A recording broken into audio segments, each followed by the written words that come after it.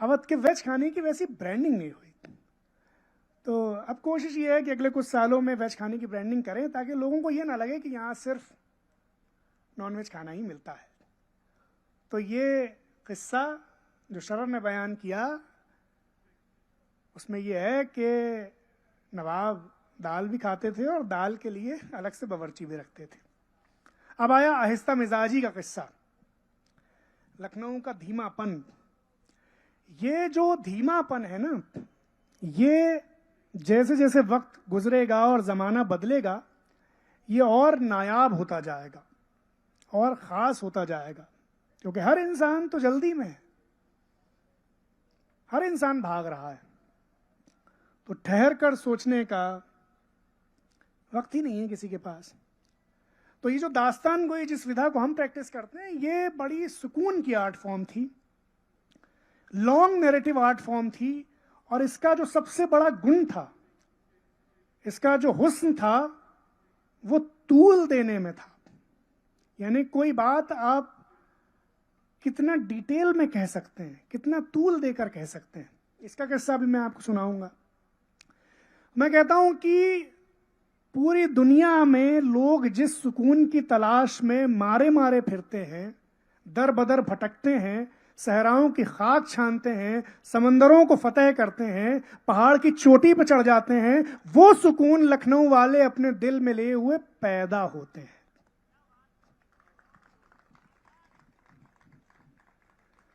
तो यहां एक साहब थे, वो इत्मीनान से रहते थे, सुकून से रहते थे, जल्दबाज बिल्कुल नहीं थे, लखनवी थे, जिंदगी का मजा लेते थे। मगर रिश्तेदार तो उनके भी थे। मुश्ताक अहमद यूसुफी ने लिखा कि दुश्मनों की 3 कैटेगरी होती हैं, दुश्मनों की 3 किस्में होती हैं, दुश्मन, जानी दुश्मन और रिश्तेदार। तो रिश्तेदार तो इनके भी थे। रिश्तेदारों ने वही किया जो रिश्तेदारों का काम है। क्या किया? ताना मारा कि भाई ये खाली रहते हो, जिंदगी के मजे लूटते हो, कुछ ना कुछ काम तो करना चाहिए। क्या काम करना चाहिए?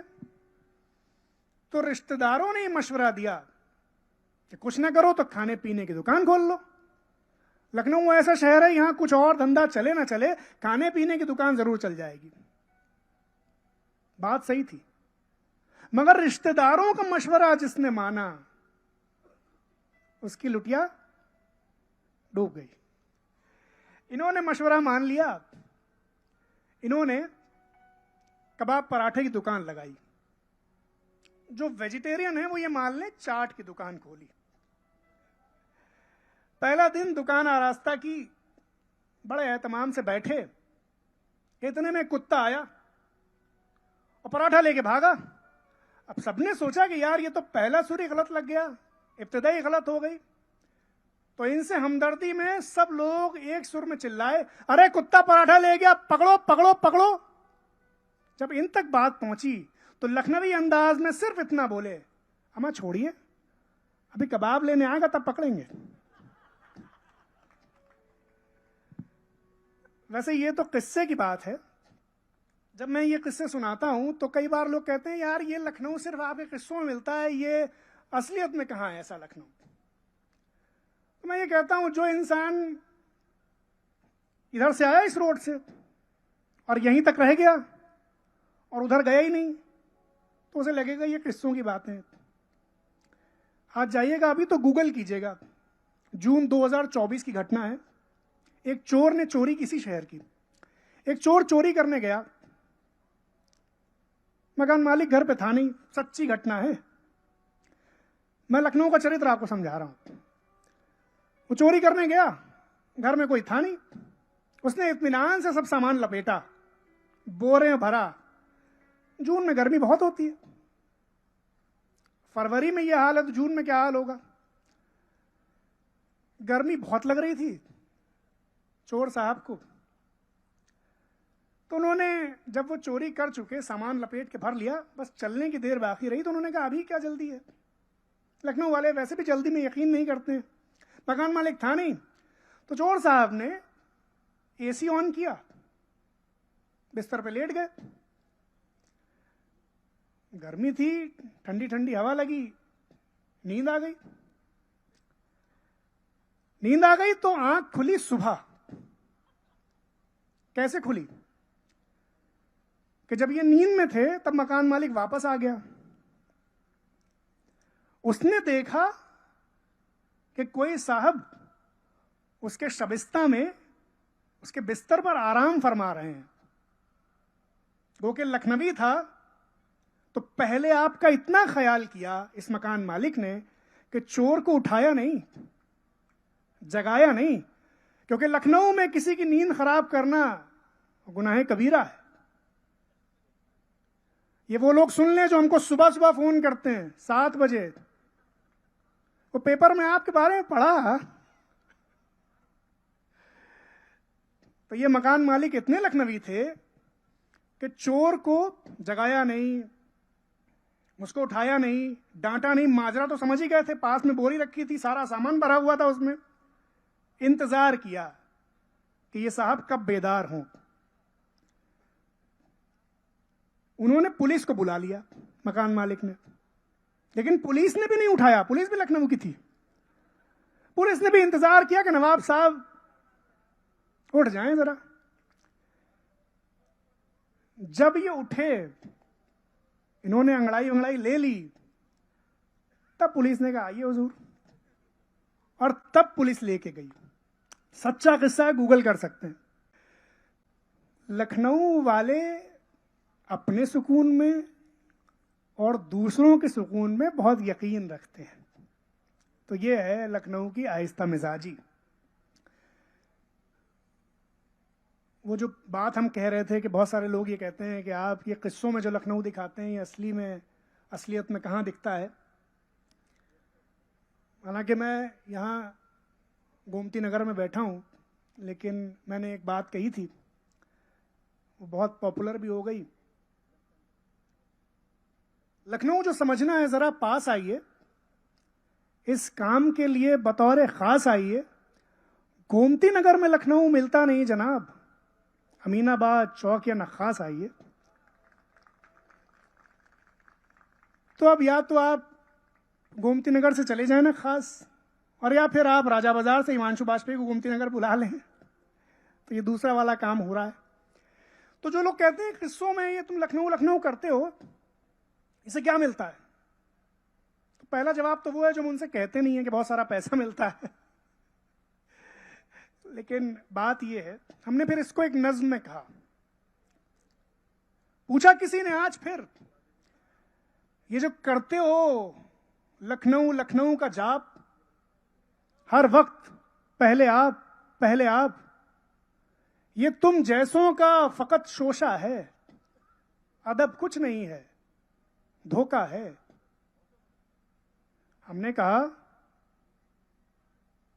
लखनऊ को बर्बाद करने में, हमने कहा फिर से स्टेटमेंट और जो है ना आर्गुमेंट, उसको ध्यान में रखिए। पूछा किसी ने आज फिर, ये जो करते हो लखनऊ लखनऊ का जाप, हर वक्त पहले आप, ये तुम जैसों का फकत शोशा है, अदब कुछ नहीं है, धोखा है। हमने कहा लखनऊ को बर्बाद करने में, इस पे जुल्म बेदाद करने में, बेदाद अत्याचार, जो बड़ी भूमिका निभाते हैं वही कहते हैं लखनऊ में कुछ भी नहीं, सिर्फ बातें हैं। ये जो बेखबर रेला रोज लखनऊ पे चढ़ता आता है, जाने किस किस जगह से लुट पिट कर इसकी जानिब भी बढ़ता आता है। लखनऊ जो हंसी ख्याल सा था, इसी रेले में खो कर रह गया है। सितम तो यह है कि अब यही रेला शहर लखनऊ होकर रह गया है। ये जो सब लखनऊ में रहते हैं, हमने एक बात कही थी, लखनवी वो नहीं होता है जो लखनऊ में रहता है, लखनवी वो होता है जिसमें लखनऊ रहता है। तो ये जो सब लखनऊ में रहते हैं, 60 लाख लोग, ये जो सब लखनऊ में रहते हैं और जो रोज रहने आते हैं, थोड़ा लखनऊ भी इनमें रह जाए, इसलिए हम कहानियां सुनाते हैं। तो ये किस्से सुनाना ये प्रोफेशन तो है, पैशन भी है, कल्चरल एक्ट भी है, पॉलिटिकल एक्ट भी है, सोशल एक्ट भी है। और ये किस्से इसलिए सुनाए जाते हैं ताकि शहर और उसका ख्याल कम से कम आपके जहनों में, आपके दिल में बचा रह जाए। तो लखनऊ के ये जो किस्से हैं, ये आप थोड़ा इत्मीनान में रहेंगे और वो नज़र लाएंगे जो वाकई में इसे देखना चाहती है, तो ये शहर लखनऊ आपको दिख जाएगा।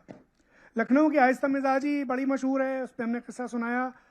लखनऊ के शायर बहुत मशहूर हैं। अभी जब हम आए तो मीर पे बात हो रही थी। वो क्या है कि मेरी ही वीडियो में एक साहब ने ये बात सुनी कि मीर लखनऊ से बेजार थे, उन्हें लखनऊ उतना रास नहीं आया था, और वो हम ही को चिपका रहे थे कि अरे आप इतना लखनऊ लखनऊ करते हैं, मगर मीर साहब को तो लखनऊ नहीं पसंद था। तो हमने उनसे कहा, भाई मीर साहब 60 साल की उम्र में, 60 साल की उम्र में मीर आए थे लखनऊ। 1722 में मीर पैदा हुए, 1782 में मीर लखनऊ आए। 60 साल की उम्र में किसी भी आदमी को अपनी जगह से उखाड़कर कहीं भी ले जाओ, उसे वो जगह पसंद नहीं आ सकती। हमने जिंदगी लखनऊ में गुजारी है, राजा बाजार में, गलियों में। हमको कोई बसा दे लंदन में, लंदन पसंद आएगा हमको? नहीं आ सकता। इसी शहर के एक शायर का शेर है, मिट्टी की मोहब्बत में हम आशुफ्ता सरों ने, मिट्टी की मोहब्बत में हम आशुफ्ता सरों ने वो कर्ज उतारे हैं कि वाजिब भी नहीं थे। तो मीर का मामला अलग था, और मीर को लखनऊ क्यों नहीं पसंद आया उसके पीछे बहुत वजहें हैं। मीर आसफुद्दौला के ज़माने में लखनऊ आए थे और तब उन्हें लखनऊ बहुत पसंद था। आसफुद्दौला के होली खेलने पर एक नहीं बल्कि 2 मसनवियाँ उन्होंने कही हैं, और उस ज़माने में लखनऊ की बड़ी तारीफ भी की है। और ये भी शहर लखनऊ ही हो सकता है कि आसफुद्दौला होली खेल रहे हैं और होली के जुलूस को लीड कर रहे हैं, और ऐसा माहौल है कि मीर उसकी शान में शायरी कर रहे हैं।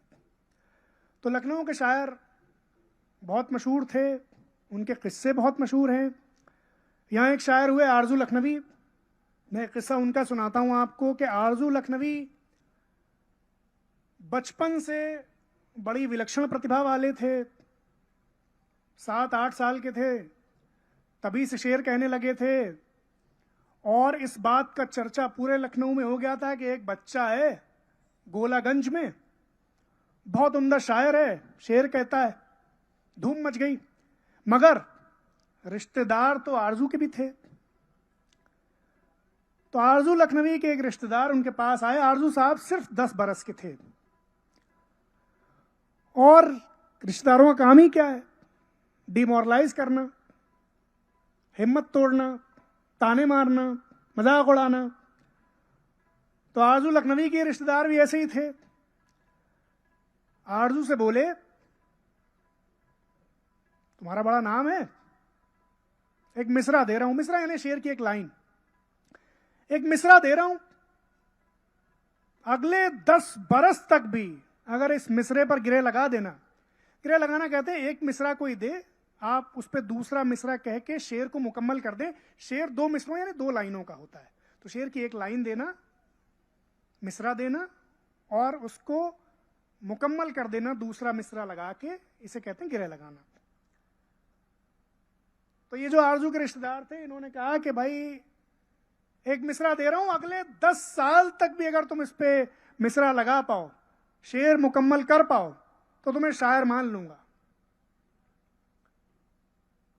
होता है ना, हम लोग कह देते हैं हर चीज को, जैसे एक चलन है, जैसे किसी ने कहा कि भाई लखनऊ का पुलाव बड़ा अच्छा होता है, तो ये एक आम बात है, स्थापित बात है ना। तो कोई आएगा जो कहेगा लखनऊ का पुलाव ओवर रेटेड है। ये ओवर रेटेड कहना जो है असल में क्या है, पूरा जमाना तो एक बात कह रहा है, बड़ा नाम है लखनऊ का, उसमें अगर यही कह दिया कि हाँ लखनऊ का पुलाव बड़ा अच्छा है तो कौन मानेगा। जब आप कहेंगे लखनऊ का पुलाव ओवर रेटेड है तब लोग तवज्जो देंगे, भाई ये कौन है भाई, ये जो कह रहा है लखनऊ का पुलाव ओवर रेटेड है। तो बहुत सारे लोग हमारे बचपन में, चचा लोग हमारे थे बुजुर्ग, हम सब बच्चे जो सचिन के फैन थे, वो एक चचा थे वो हमेशा कहे सचिन कुछ नहीं ओवर रेटेड। तो ये आरजू के जो रिश्तेदार थे ये भी इसी तरह से, ये शेर मिश्रा कह दो तो मानेंगे वरना तो ओवर रेटेड। मिश्रा भी दिया ऐसा बेहुदा, बेकार, मुहम्मल, निरर्थक, बेमानी। क्या मिश्रा दिया? उड़ गई सोने की चिड़िया, रह गए पर हाथ में। अब ये वैसा मामला है कि पहले हम अपने शोज में एक एक्ट करते थे कि हम ऑडियंस से यानी सामाईन से लाइव लफ्ज लिया करते थे, उनसे शब्द पूछते थे और फिर जो शब्द ऑडियंस में से लोग देते थे उस शब्द पर शेर सुनाते थे उसी वक्त। एक दिन हम ये कर रहे थे, शब्द मांग रहे थे, एक साहब उठे,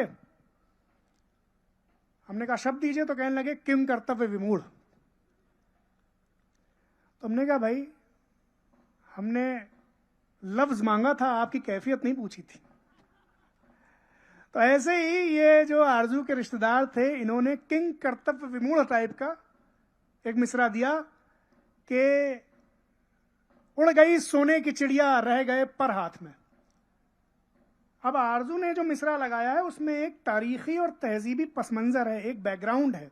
तो जिनको शेर समझ में आ जाए वो वैसे मजा ले लें, और जिनको ना समझ में आए वो ये समझ लें कि ये बड़ा आलिम फाजिल आदमी है, पीएचडी वीएचडी इसने कर रखी है, राजा बाजार का रहने वाला है, तो कोई अच्छी बात ही कह रहा होगा। तो मिसरा ये दिया गया कि उड़ गई सोने की चिड़िया, रह गए पर हाथ में। 10 साल के आरजू लखनवी, उन्होंने कहा हुजूर 10 बरस जीने की उम्मीद किसे है, अभी शेर मुकम्मल करता हूं। और शेर यूं मुकम्मल किया कि उड़ गई सोने की चिड़िया, रह गए पर हाथ में। शेर मुकम्मल किया कि दामन उस यूसुफ का आया पुर्जे होकर हाथ में, उड़ गई सोने की चिड़िया, रह गए पर हाथ में।